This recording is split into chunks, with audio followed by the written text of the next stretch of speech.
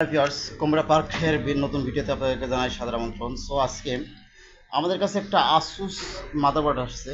এটা হচ্ছে আপনার আসুস B85M-F, অর্থাৎ আসুসের 85 এফ সিরিজের যে মাদারবোর্ডটা, এটা প্রবলেম ছিল হচ্ছে একদমই পাওয়ার আসে না।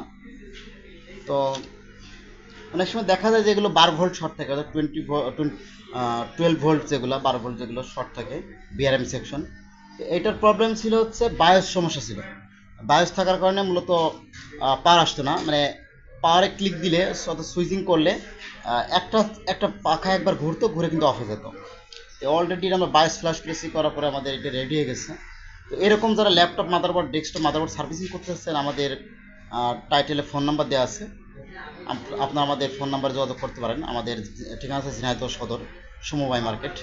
আপনারা আমাদের সাথে থাকবেন এবং আমাদেরকে সাপোর্ট করবেন, আমাদের চাইলে ল্যাপটপ সার্ভিসিং কাজগুলো করার জন্য। আল্লাহ হাফিজ।